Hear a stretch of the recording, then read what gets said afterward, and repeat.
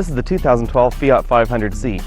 As you can see on this lovely California summer's morning, it's a little bit wet and drippy, but that actually is probably some of the benefit of having the 500C versus the Mini Cooper convertible, because you can actually open and close this convertible top, if you want to call it that, while you're going up to 50 or 60 miles an hour. You can open this section at 60 miles an hour, and this is sort of like a very large sunroof, or you can press the button on the dash, and you can have the top lower all the way down to this position. There's this tiny little wind brake back here, and I have no idea what that's for because it doesn't really seem to do anything, and it's so small and so strangely positioned. Just seems like an accessory. Of course, we also assumed that we'd put it in the right spot because there were no instructions with it, and that seemed like where it should go. Back seats are fairly small, as you can see. Come on and zoom in here. Back seats are fairly small. This seat's arranged for a 6-foot driver. There's a 6'4" person sitting here. Key fit, sort of.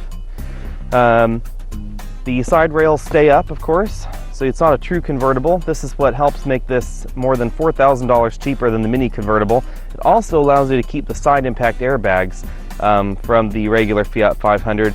It also helps it feel a little bit more rigid, like a Fiat 500. Like the base one, and it also means that this convertible is only 50 pounds heavier than the regular 500. So raising the top is as simple as this button here. One press top brings you back up to the middle part. Another close brings you to this spot, and then another press to hold gets you all the way closed.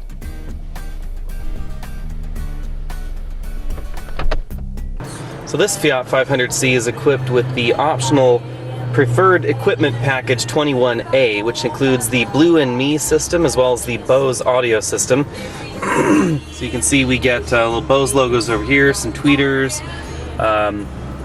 and we also get a subwoofer under the front passenger seat here. You can see it's sort of like an Acoustimass style system, uses a small driver, which is quite suitable for the car, makes the subwoofer very small. Performs fairly well. Bass can be a little bit muddy depending on what exactly you're playing, but overall it does an admirable job for a car this small. The main controls of the system are both this display here as well as the display inside the tachometer and speedometer, some buttons underneath the steering wheel, behind the steering wheel I should say, as well as these menu buttons over here. The system does do voice command, but it's not quite as good as Ford Sync, and we'll show you why.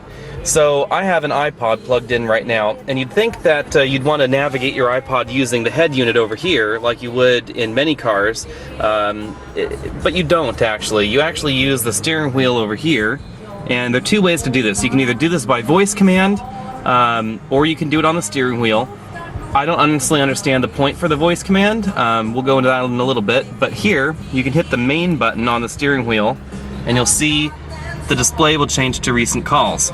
Then you use that button back here on the back of the steering wheel to go through the menu until you see media player. You press the center button on the back of the steering wheel, you'll see USB options, USB settings, etc. USB options is how you actually browse your media player, so you choose USB options. Then you get to choose artists, genres, playlists, etc. The way that they deal with the fact that people have more than a few playlists or a few artists is you click here, and then you'll see that you will get a listing of your playlists. Let's zoom in here, and see my iPod used to be in a Volvo, so it's labeled Volvo iPod. But if you go down the list, you can see that here are my playlists here. You can use the buttons on the steering wheel to go back. So you use the back button on the front of the steering wheel, and then the buttons on the back of the steering wheel for actual navigation. And they separate your playlists into groupings of approximately 30 playlists. So, you know, we can cruise down this playlist for the ones above that one. We can go back. We can choose artists from the list, and it's very much the same. So it gets a little bit more obvious here with the artists, how it separates the list. Then once you've selected them, You can then scroll down through the artist's list.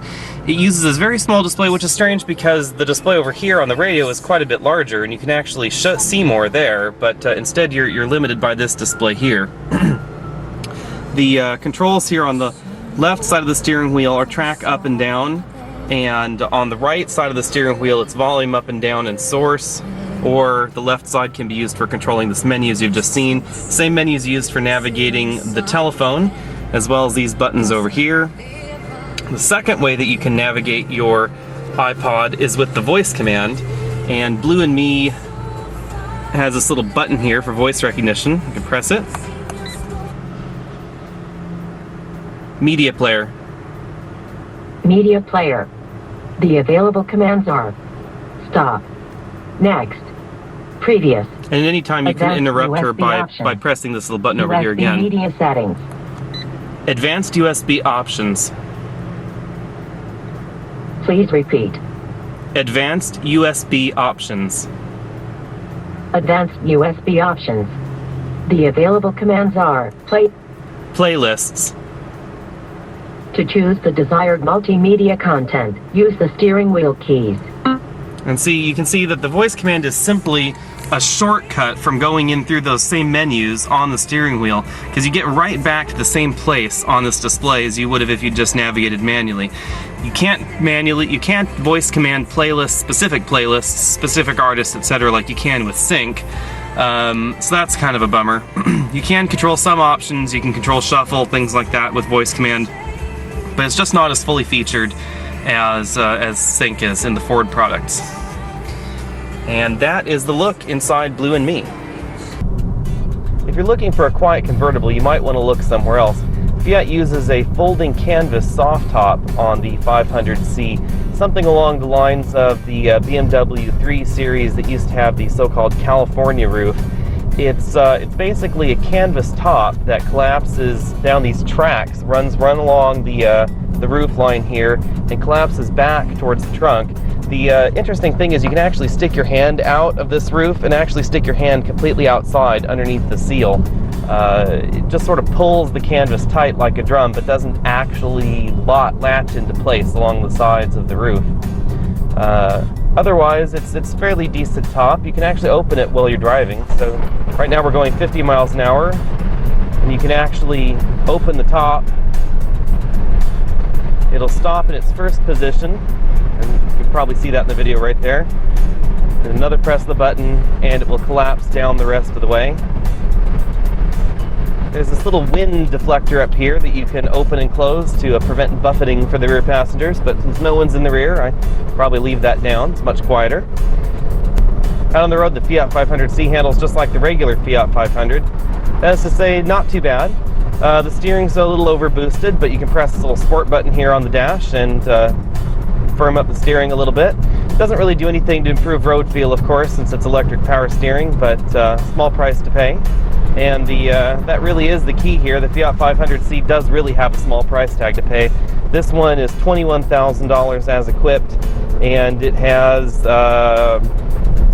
upgraded wheels, I think, something like that. It's got some buttons here. It has the Blue and Me Bluetooth system. When the road gets twisty, the little 1.4 liter 100 horsepower engine does seem to run out of breath every now and then. But for one driver on windy mountain roads like this, it actually isn't half bad. I think I actually prefer this to a more powerful engine. It is a little bit more fun to just sort of floor it around everywhere you go. This road actually is quite fun in this car, I have to say.